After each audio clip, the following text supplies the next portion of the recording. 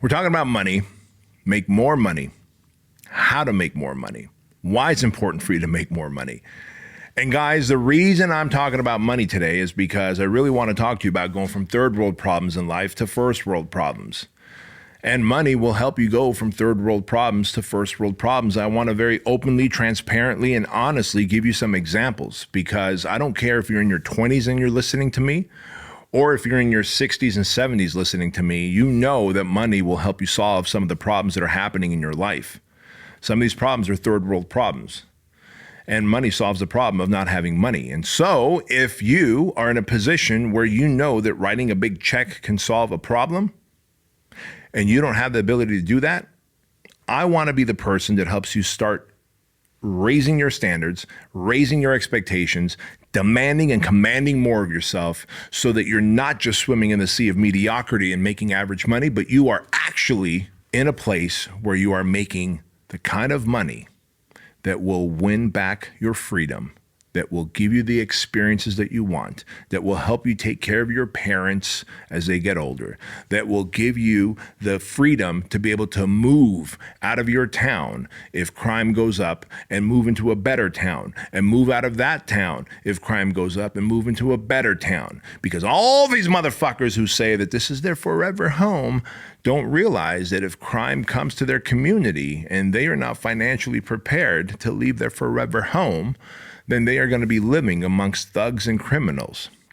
And I don't want that for me and my family, my friends. And so I share this with you because it is time to make more money and go from third world problems to first world problems. And so I'm asking you that if you find yourself in a position where you're like, man, I need to make more money, why aren't you? Why aren't you? And so I had third world problems. My mom and dad had to figure out, do we pay the water bill, the gas bill, the electric bill? Because we couldn't pay every bill every month. Like I told you, one thing I would hear around the house over and over again is that we keep running out of money before we run out of month. And so I grew up with this poverty mindset. I grew up thinking like, oh, maybe we're just not supposed to be rich. And for a long while, up into my early 20s, I just kind of felt like I'm always supposed to be broke and poor and struggling to pay my bills. And I can tell you, that felt like third world living. And I share this with you because it's not just about like, well, how many Rolexes or Patek Philips can I own, or Rolls Royces can I drive, or fucking private jets could I fly in? It's get there too. I fucking want that for you. That's an awesome life. That's an awesome life. But making money gives you options, gives you the ability to say, no, I'm not working overtime, boss, versus, hey, I'm looking for overtime. Like, I'm willing to spend time at work, overtime, and steal it from my children, because you're putting a value overtime. I'm going to get time and a half to stay at work and steal it from my wife and kids so that I can make a little bit more money to put more food on the table. That's third world living. That is unacceptable today. And listen, guys and gals, please pay attention. If you are married, that means you have two sets of parents you have to watch out for. And look, ideally in a perfect world, you want your parents to be functional and strong and have full-on mental capacity until one day they just go to sleep and not wake up. Like, that's the best case scenario of death, right? Of getting old. Let's think about that for a moment.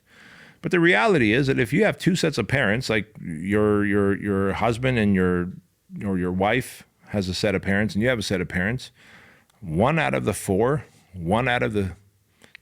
four might have some kind of disease, God forbid cancer, fucking dementia, a stroke like my dad had, that ends up requiring a lot of money to take proper care of them.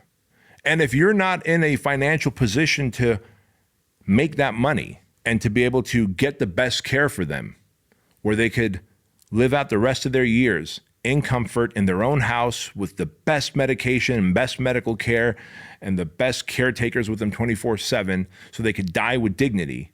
I'm not here to transfer my values on you. I'm here to tell you that money is a damn good thing, that money is very necessary if you want to break out of third world living and know that, God forbid, something happens, a tragedy happens to your parents or to your spouse's parents or to your kids. So you don't know what's coming around the corner in life. And hell, forget about your parents and her parents and your kids. Let's say everyone's healthy and fine. Let's just say that the economy starts crashing, and let's say everything starts getting expensive, like gas gets expensive and electricity and power and water and food gets like, wait a minute, it has called inflation.